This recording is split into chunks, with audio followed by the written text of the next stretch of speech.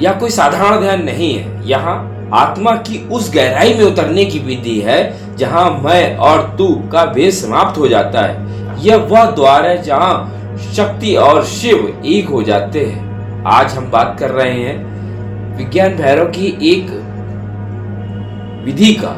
ऐसी विधि है जो हमको द्वैत से अद्वैत की ओर ले जाती है, जहाँ ऊर्जा और चेतना, शक्ति और शिव, कर्ता और साक्षी सब एक ही हो जाते हैं। जरा सोचिए, क्या ऊर्जा के बिना शिव कुछ कर सकते हैं, या शिव के बिना शक्ति कुछ घटा सकती है? नहीं, ये एक दूसरे के बिना अधूरे हैं। और जब साधक यह अनुभव कर लेता है कि ऊर्जा वह अपने भीतर और बाहर देख रहा है, वही शक्ति उसके भीतर की देखने वाली चेतना होती है, तब एक गहन मौन और एक गहन शांति प्रकट होती है।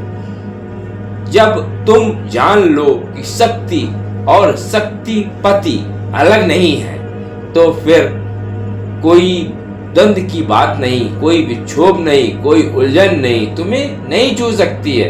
यह ध्यान विधि, तू शिव है, तू शक्ति है, तू ही देख रहा है और जिसे देखा जा रहा है वो भी तू ही है। जिस क्षण यह पहचान हो जाती है, दुनिया बदल जाती है, देखने का तरीका बदल जाता है। जब तुम्हारे भीतर कुछ टूटता है, बल्कि कुछ जुड़ता है, स्वयं से उस परम तत्व अखंड सत्य से जुड़ जाते हो।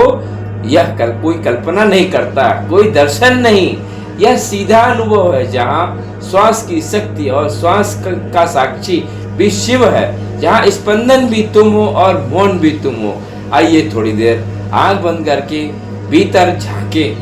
जो भी हलचल है वह शक्ति है, जो देख रहा है वो शिव है।